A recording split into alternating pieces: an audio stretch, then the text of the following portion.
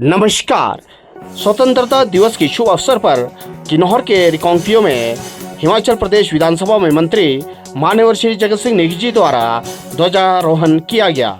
आप लोग इस वीडियो में देखें किस तरह से यहाँ पे ध्वजारोहण हुआ और मंत्री महोदय ने सलामी ली।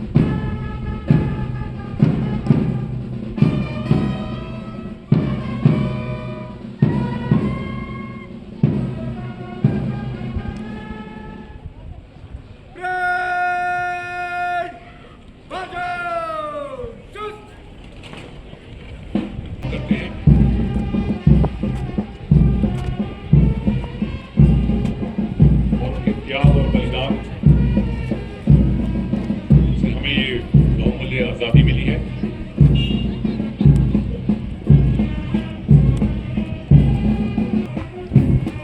हमारे माननीय मंत्री जी की धर्मपत्नी सुशील नेगी जी, जिला परिषद सदस्य नितेश नेगी जी,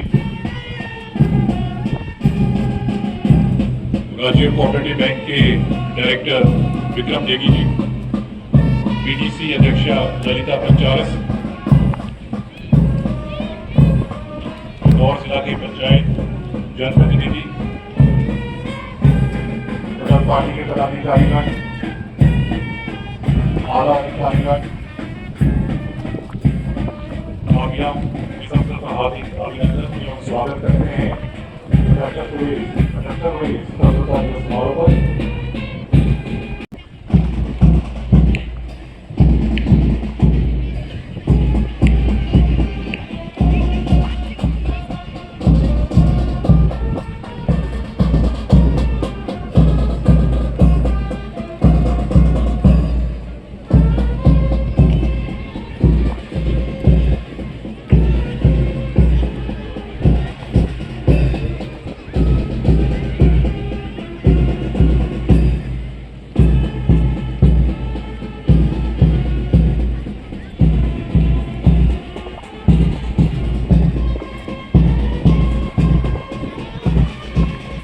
सबसे आगे है इस भव्य परेड में आईटीबीपी की नेतृत्व में टुकड़ी एएसआई रणजोत सिंह के नेतृत्व में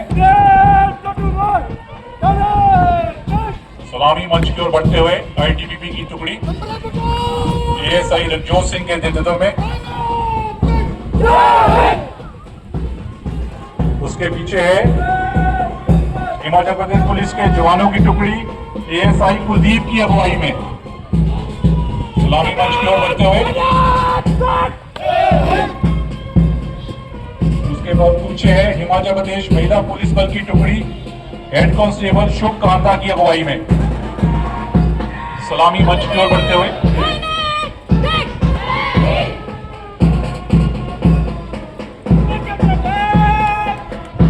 उस पीछे होमगार्ड के जवान प्लेटून कमांडर गोदराज की अगुवाई में, उसके पीछे महिला होमगार्ड की टुकड़ी प्लेटून कमांडर यशोदा देवी की अगुवाई में,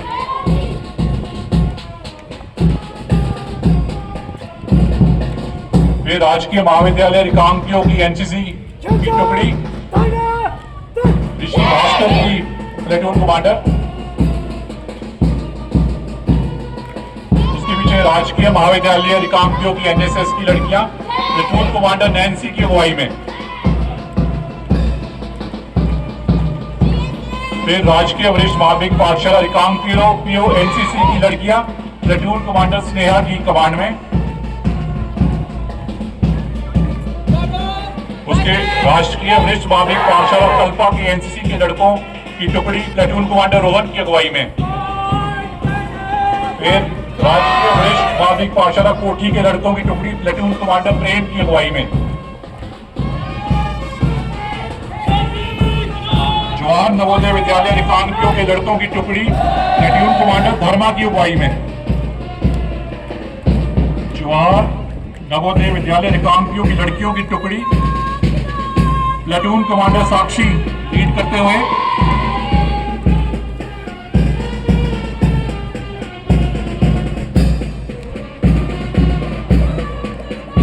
राजकीय वरिष्ठ माध्यमिक पाठशाला कोठी की लड़कियों की टुकड़ी प्लेटून कमांडर सुष्मिता लीड करते हुए,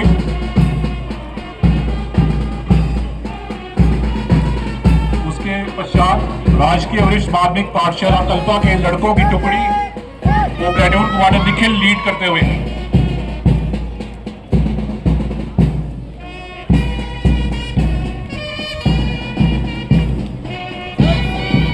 राजकीय वरिष्ठ माध्यमिक पाठशाला रिकांगपिओ की लड़कियों की टुकड़ी को प्लेटून कमांडर सृष्टि लीड करते हुए,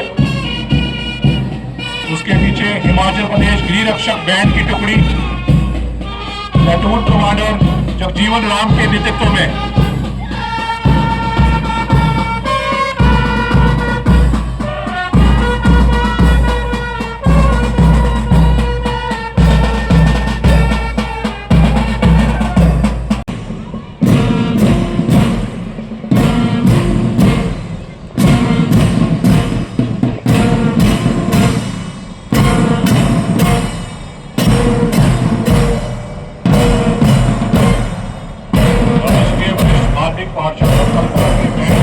प्लेटून कमांडर के नेतृत्व में,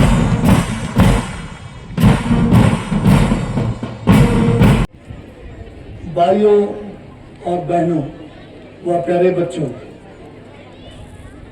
स्वतंत्रता दिवस के 78वें अवसर पर आप सभी को बहुत बहुत बधाई देता हूं और शुभकामनाएं देता हूं। कई वर्षों के कड़े संघर्ष और अनगिनत बलिदानों के फलस्वरूप 15 अगस्त 1947 को हमारा देश गुलामी की बेड़ियों से आजाद हुआ। इस पावन अवसर पर सबसे पहले हम उन महानायकों को श्रद्धांजलि अर्पित करते हैं जिन्होंने देश की आजादी के लिए अपने प्राणों की आहुति दी है। राष्ट्रपिता महात्मा गांधी, नेताजी सुभाष चंद्र बोस, भगत सिंह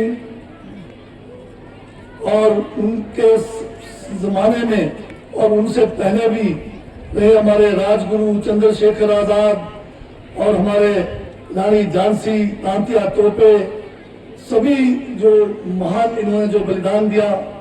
और इनके साथ में बाद के दिनों में पंडित जवाहरलाल नेहरू, सरदार पटेल और भी जो उसके बाद इस देश को स्वतंत्रता के बाद इस देश की एकता और अखंडता को बनाए रखने में इंदिरा गांधी जी, राजीव गांधी जी, जिन्होंने अपना महान बलिदान देकर इस देश को आज जिस जगह पे हम खड़े हैं वहां पर पहुंचाया है।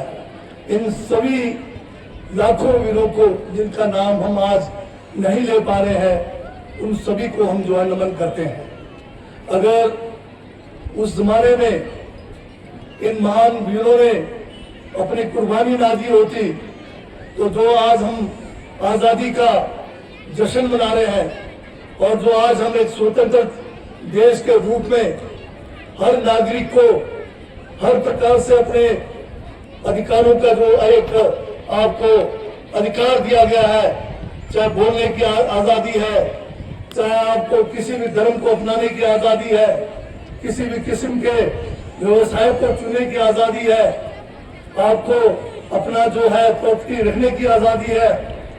यह सब संभव तभी हुआ इन महान लोगों ने जो कुर्बानी दी, जो यातनाएं सहकर उस गुलामी के दौर में हमें इस मुकाम पे पहुंचाया है। जब तक ये देश रहेगा तब तक इन सब का नाम जो है हमेशा लिया आदर के साथ लिया जाता रहेगा। हम उन वीर जवानों को भी श्रद्धा सुमन अर्पित करते हैं जिन्होंने देश की सीमाओं की रक्षा और आतंकवाद के खिलाफ लड़ाई में अपने प्राण निछावर किए हैं। अभी ये देश, हमारी सीमाएं और हमारा आंतरिक सुरक्षा आज भी जो है खतरे में है।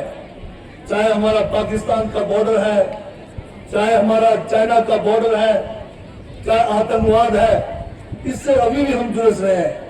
और दिन प्रतिदिन हम देखते हैं हमारे वीर सैनिक शहीद हुए जा रहे हैं और इन वीर सैनिकों के शहादत के कारण ही आज हमारी सीमाएं सुरक्षित है, हमारा देश के अंदर आंतरिक सुरक्षा है।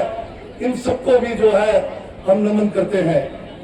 हिमाचल प्रदेश ने भी आजादी के आंदोलन और देश की सीमाओं की रक्षा के लिए हमेशा सर्वोच्च बलिदान दिए हैं। विभिन्न संघर्षों में हमारे वीर सपूतों ने अमर शौर्य गाथाएं लिखी है।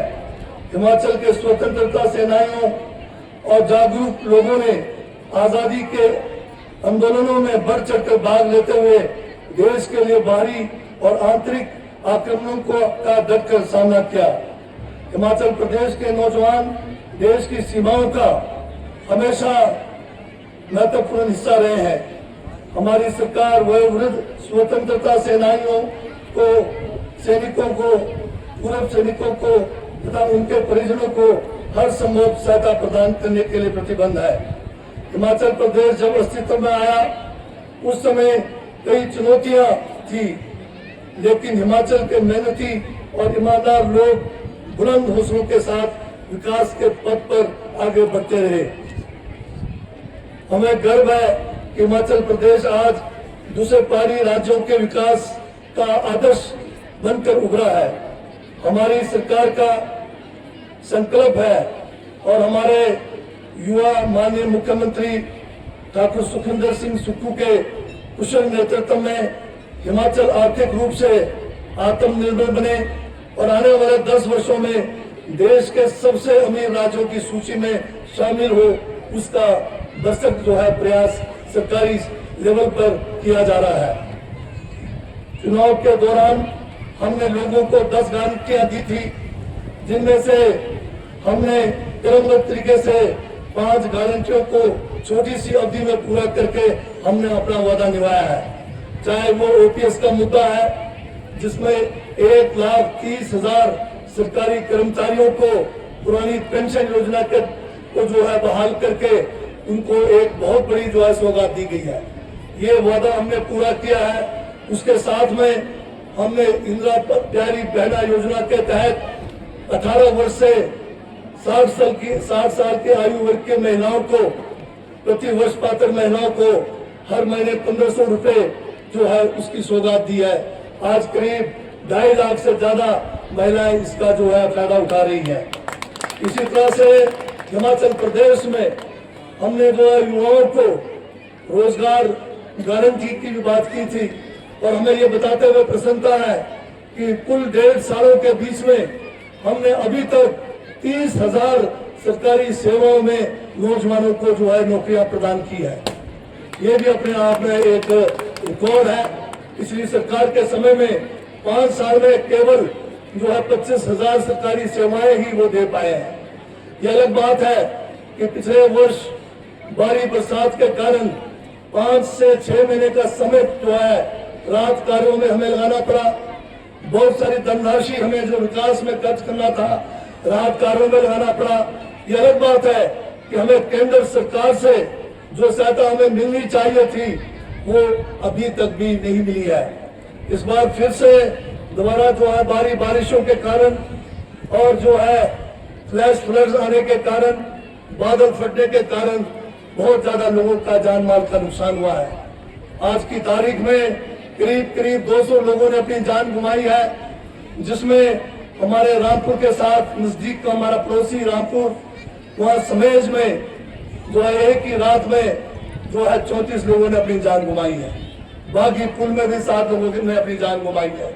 इसी तरह से मंडी के अंदर भी लोग बाढ़ के चपेट में 7 लोगों की जानें गई है और ऊना के अंदर भी अन्य स्थानों पर भी बहुत सारा जो है लोगों का जो है नुकसान हुआ है, जिसमें लोगों के मकान चले बह गए हैं, लोगों के खेती बैठ गई है और उसके लिए भी तुरंत प्रभाव से युद्ध स्तर पर हमारी सरकार ने काम करते हुए सभी को राहत प्रदान करने का भरसक प्रयास किया है।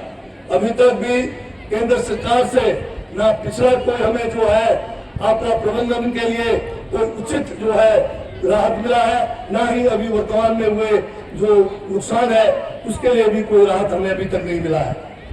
अभी हमारी सरकार ने जो है तुरंत प्रभाव से 50,000 रुपए जो फौरी राहत के तौर में प्रभावित जो है परिवारों को दिए हैं और जो लोग बेघर हुए हैं उनको 3 महीने का जो है किराया 5,000 रुपए प्रति माह जो है उनको किराए के मकान लेने के लिए भी जो है जारी कर दिया है।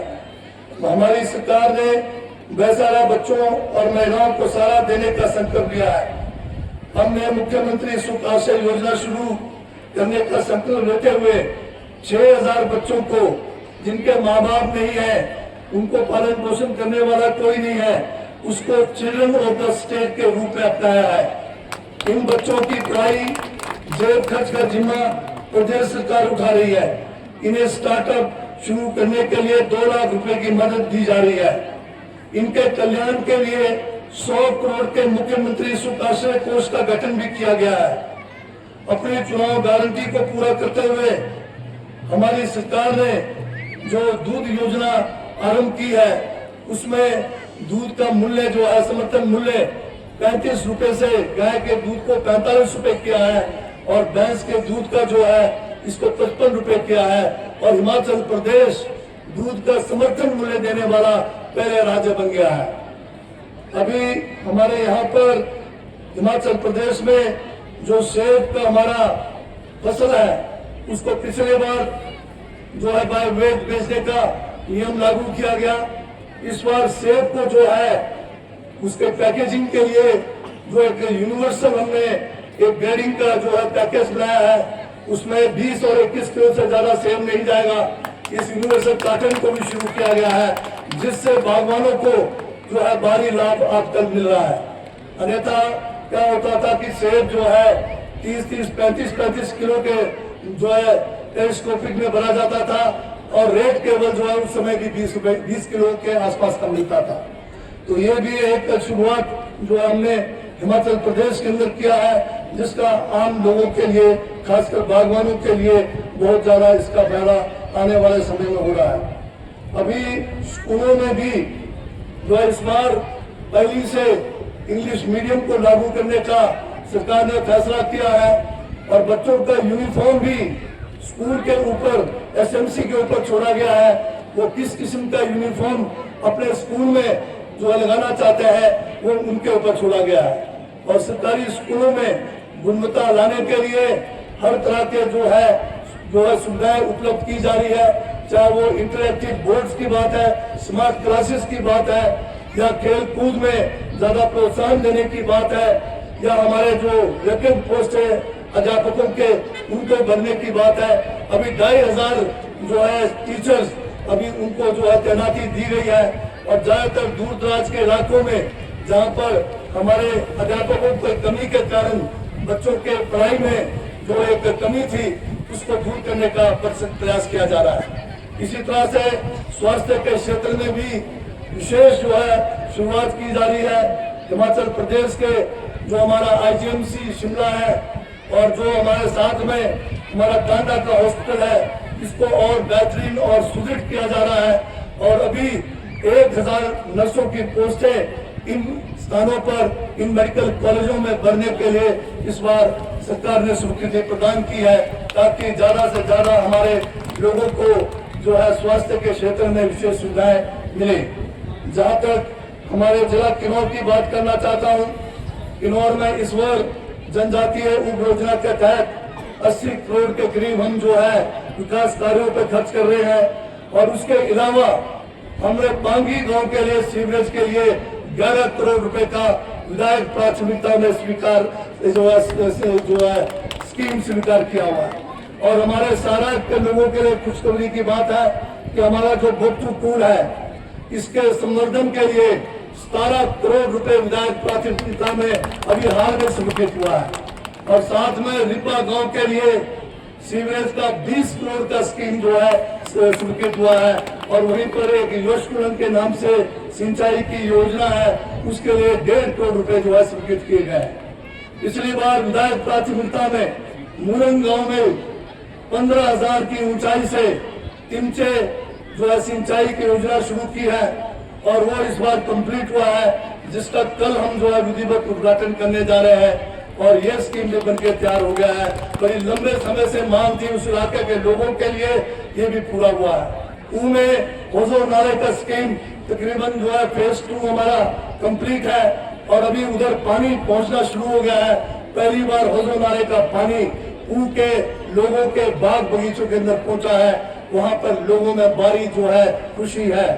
और इसी तरह से हेल्थ केयर में जिला किन्नौर में आज के दिन हमने इस शुभ पावन अवसर पर हमारा रेकोंपियो का जो रीजनल हॉस्पिटल है वहां पर एक अतिरिक्त ब्लॉक क्रिटिकल केयर का जो है ब्लॉक बन रहा है, जिसके लिए 17 करोड़ रुपए सैंक्शन हुए हैं।